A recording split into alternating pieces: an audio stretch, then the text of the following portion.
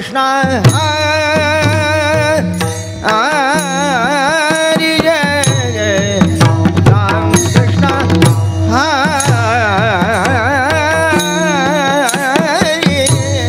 राम कृष्ण रामकृष्ण हरी. आज social media, electronic media, वर्तमानपत्र काढल्यानंतर एक बातमी सगळींकडे दिसायला लागते.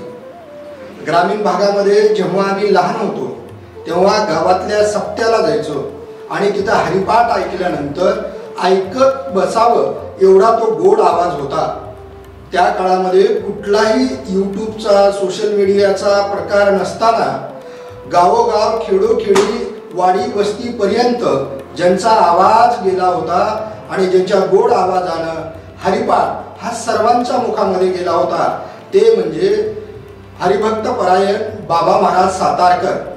हरिपाठ ऐकावा तर बाबा महाराज सातारकरांचा, त्या बाबा महाराज सातारकरांच्या एक प्रसंग असा होता. पंढरपूरची दिंडी होती, पाऊस पडत होता, एकादशी होती. त्या दिवशी बाबा महाराज यांनी रामकृष्ण हरी म्हणायला सुरुवात केलं. रामकृष्ण हरी गोड आवाजामध्ये जवळजवळ अर्धा तास कीर्तनामध्ये म्हणणारे एक महाराज म्हणजे बाबा महाराज सातारकर.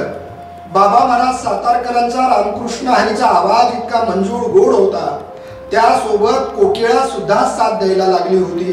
दिंडीमध्ये असणाऱ्यांची ही प्रत्यक्ष अनुभूती होती की बाबा महाराजांनी रामकृष्ण हरी म्हणायला सुरुवात केल्यानंतर त्यांच्या बरोबर कोकिळा सुद्धा तसं म्हणत होती. म्हणजे आवाजाचा गोडवा आणि वाणीमध्ये शुद्धता, कीर्तनाची ऐश्वर्य परंपरा, वारकरी संप्रदाय जर खऱ्या अर्थानं पुढे केला असेल तर तो म्हणजे बाबा महाराजांनी.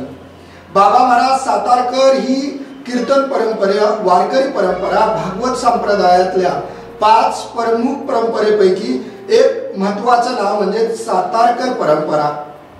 बाबा महाराज सातारकर हे फक्त अध्यात्मामध्ये भजन, कीर्तन, प्रवचन इथपर्यंत थांबले नाही. अक्षरशः ज्या काळामध्ये आज जेव्हा आपण कीर्तनकारांकडे पाहायला लागतो त्यावेळेला काही ठिकाणी स्टँडअप कॉमेडी शो झाला असं वाटत होतं, परंतु बाबा महाराजांनी नामदेवांनी नाचू कीर्तनाच्या रंगी ज्ञानदीप लावू जगी ही जी कीर्तनाचा संदेश आहे तो संदेश बाबा महाराज सातारकर आपल्या कीर्तनातून देत होते. जगद्गुरु तुकोबारायांचा विचार ते मांडत होते. ज्ञानेश्वरी ऐकावी तर त्यांच्याकडून. पुण्यामध्ये त्यांच्या ज्ञानेश्वरीवरचं विवेचन आणि निरूपण प्रत्यक्ष ऐकण्याचा मला 10 वर्षापूर्वीचा तो प्रसंग होता. तिथं अनेक वर्षापासून ऐकायला येणाऱ्या एका श्रोत्यांनी सांगितलं होतं की मी अनेक वर्ष झाले येतोय, परंतु दरवर्षी नवीन संदर्भ, त्या नवीन अध्यायावर आणि गोबीवर महाराज सांगत असतात. म्हणजे अध्यात्मातला, ज्ञानेश्वरीतला, गाथेतला इतका दांडगा अभ्यास असलेला तरी सुद्धा गर्भ नसलेला, संगीताची, गायनाची, निरूपणाची ही प्रचंड उंची असलेलं म्हणजे वारकरी संप्रदाय हा ऐश्वर्य संपन्न ज्यांनी आपल्या वाणीतनं केला ते म्हणजे बाबा महाराज सातारकर. ते बाबा महाराज सातारकर वयाच्या 89व्या वर्षी त्यांनी अखेरचा श्वास घेतला. आज कीर्तनाकडे बघितल्यानंतर आदर्श कीर्तन कसे असावे किंवा भक्ती संप्रदायामध्ये फक्त संत परंपरेनं इथल्या समाज व्यवस्थेला काय दिलं हा सर्वात चालता बोलता अध्यात्मातला संदेश म्हणजे बाबा महाराजांचं व्यक्तिमत्व होतं. बाबा महाराजांनी फक्त कीर्तन केले नाही तर बाबा महाराजांनी कीर्तनामधून निर्व्यसनी करण्याचं काम केलेलं आहे. अक्षरशः लाखोंना त्यांनी तुळशीच्या माळा घालून व्यसनापासून दूर ठेवलेला आहे.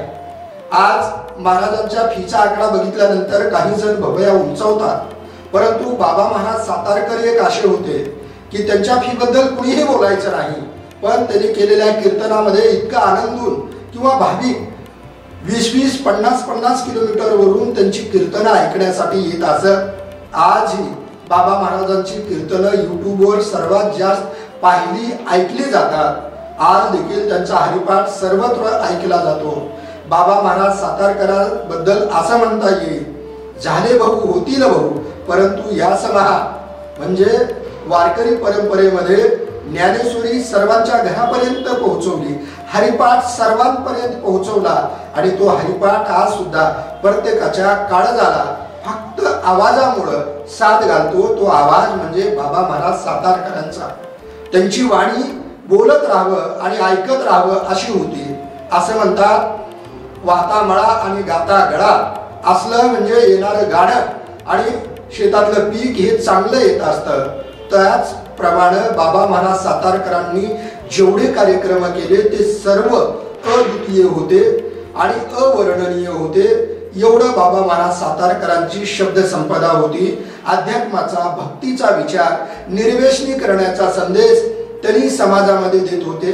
काही ठिकाणी तर कीर्तनाचे आयोजक जेव्हा त्यांच्याकडे जायचे आणि म्हणायचे की तुमचं कीर्तन ऐकण्याची खूप आमची इच्छा आहे, आम्हाला तुमच्या कीर्तनाची तारीख मिळावी, त्यावेळेला काही जणांना त्यांच्या कीर्तनाचा मानधनाचा आकडा ऐकलं बाबा महाराज हसायचे आणि त्यांना सांगायचे की तुम्ही मला 1000 अशी मुलं द्या की त्या मुलांनी तुळशीची माळ गळा घातली पाहिजे, मी तुमच्याकडे कीर्तनाला फुगट येतो. म्हणजे तुळशीच्या माळेचा प्रचार प्रसार करत असताना तरुणांनी व्यसनापासून दूर राहिलं पाहिजे आणि निर्व्यसनी समाज घडला पाहिजे. आजचा तरुण पानपट्टीवर उभारून बियर बारच्या पुढे जाऊन ढाबा संस्कृती वाढवत असताना त्या तरुणांना निर्व्यसनी करण्याचा विचार म्हणजे बाबा महाराज दूरच बघणारे होते आणि बाबा महाराजांनी लाखो तरुणांना निर्व्यसनी करून त्यांना तुळशीची माळ घातलेली आहे. आज प्रवचन, निरूपण, कीर्तन या सगळ्यामध्ये बाबा महाराजांच्या जाण्यानं एक प्रचंड मोठी पोकळी निर्माण झालेली आहे. परंतु बाबा महाराज जरी समजा देहपणा आपल्यातून निघून गेले असतील तरी बाबा महाराजांचं कीर्तन, प्रवचन आपल्याला आज उपलब्ध आहे. किंबहुना मी असं म्हणेन की ज्यांना कुणाला जीवनामध्ये अध्यात्माचा प्रवास करायचा आहे त्या सर्वांनी आवर्जून सातारकरांचे विचार ऐकले पाहिजे. कीर्तन उत्कृष्ट कसं असावं, संदर्भ दर्जेदार कसे असावे.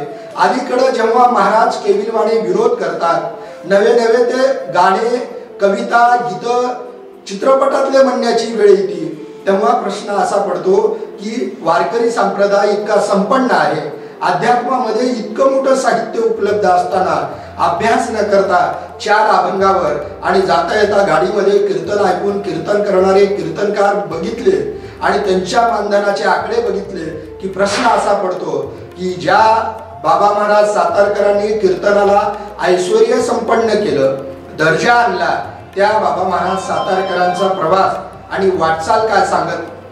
सातार या ठिकाणी 1936 ला जन्म झाला. वडील मृदंग वादक होते. LLB पर्यंतचं शिक्षण होतं. 10वी पर्यंत ज्यांनी इंग्रजी माध्यमामध्ये शिक्षण शिकलं. त्यानंतर 1950 आणि 54 मध्ये एवढं वर्ष ज्यांनी फर्निचरचा व्यवसाय केला. म्हणजे जीवनामध्ये स्वतःला समृद्ध करत शिकत त्यांनी अध्यात्माची वाट पकडलेली होती. आणि नंतर जेव्हा सातारकर ही मोठी परंपरा, त्या परंपरेचा वारसा जपत असताना कीर्तनाला उभारल्यानंतर त्यांनी दर्जा सांभाळण्याचं काम केलं. आज त्यांचा आवाज ऐकल्यानंतर किंवा त्यांची कीर्तन ऐकल्यानंतर जो आनंद होतो आणि ऐकत राहावं लागतं, त्यामध्ये सर्वात महत्व त्यांचा अभ्यासाबरोबर त्यांचा गळा होता. आग्रा परंपरेमध्ये त्यांनी स्वतःचं शास्त्रीय शिक्षणाचे, गायनाचे धडे गिरवले होते आणि आज इंग्रजीमध्ये सुद्धा त्यांचे कीर्तन उपलब्ध आहे. म्हणजे मराठी ते इंग्रजी. नामदेव त्या काळामध्ये पंजाब पर्यंत गेले होते कीर्तन परंपरा घेऊन. यांनी पार जगामध्ये अमेरिका, युरोप इथपर्यंत इंग्रजीमध्ये इथल्या ज्ञानेश्वराचा, तुकाराम महाराजांचा विचार आपल्या कीर्तनातून त्यांनी पोहोचवला होता. आज खऱ्या अर्थानं कीर्तनामध्ये, अध्यात्मामध्ये येत असताना काही जण म्हणतात की वय वाढलं पाहिजे, ज्येष्ठ झाला पाहिजे, अनुभव आलं पाहिजे, निदान वयाची 40-50 पार केली पाहिजे.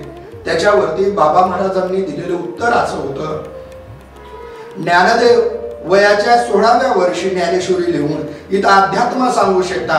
म्हणजे आमच्या अध्यात्माला हे वयाचं बंधन नाही, फक्त तुमची भक्ती पाहिजे. भक्ती आणि समर्पण जर असेल तर अध्यात्मात तुम्हाला आनंद घेता येतो. आणि तो आनंद त्यांनी ज्ञानेश्वर महाराजांचा, तुकाराम महाराजांचा इथं पोहोचवण्याचा प्रयत्न केलेला होता. त्यांची वाणी आज सुद्धा तुमच्या आमच्या कानामध्ये घुमते. आज त्यांचा हरिपाठ ऐकल्यानंतर हरिपाठ गोड कसा असतो, आपण म्हणतो साखर आणि गूळ गोड असतील. तुम्ही हरिपाठ ऐका बाबा महाराज सातारकरांचा, म्हणजे लक्षात येईल की आवाज सुद्धा गोड असतो. अशा गोड आवाज वारकरी संप्रदायाला बाबा महाराज सातारकरांच्या रूपाने भेटला होता. तो गेला. त्यांच्या स्मृतीला श्रद्धांजली, त्यांच्या विचार आणि त्यांचे कार्य, त्यांचे प्रवचन कीर्तन आज त्यांच्या विचाराच्या रूपाने आज आपल्यामध्ये आहेत. आज ते देह रूपाने जरी गेले असतील तरी आपल्याकडं त्यांची आज सोशल मीडियावरती कॅसेटमध्ये व्हिडिओच्या रूपाने आपल्यामध्ये आहेत.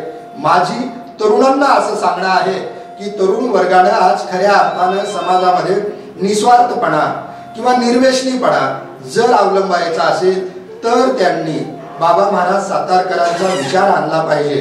आणि कीर्तनाची एक उत्कृष्ट दर्जेदार परंपरा कशी असू शकते, ही वारकरी संप्रदाय ऐश्वर्य संपन्न ज्या महाराजांनी केला ते महाराज म्हणजे बाबा महाराज सातारकर होते. त्यांच्याबद्दल एवढंच बोलतो की आज आपल्याला कीर्तनामध्ये सर्वात चांगली आवड जर कशामुळे लागते तर कीर्तन करणाऱ्या कीर्तनकारामुळे. आणि असे कीर्तनकारामध्ये अग्रेसर आणि सर्वात प्रमुख नाव म्हणून बाबा महाराजांचं इतिहासामध्ये घेतलं जाईल, वारकरी संप्रदायामध्ये घेतलं जाईल. कारण वारकऱ्याची भागवत धर्माची फळ आणि अध्यात्माची खूप मोठी परंपरा आहे. त्या परंपरेमध्ये दर्जा आणि पांडुरंग भक्तीमध्ये सात्विक विचार, सात्विक वागणं, कीर्तन सुद्धा सात्विक पुन्हा केलं तर बाबा महाराज सातारकरांचा आवर्जून उल्लेख केला जाणार आहे. एवढंच म्हणतो आणि थांबतो. रामकृष्ण हरी.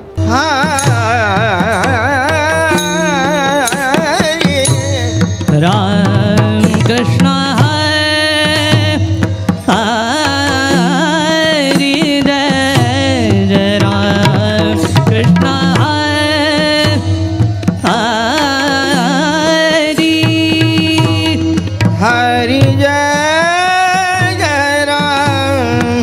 हरि जय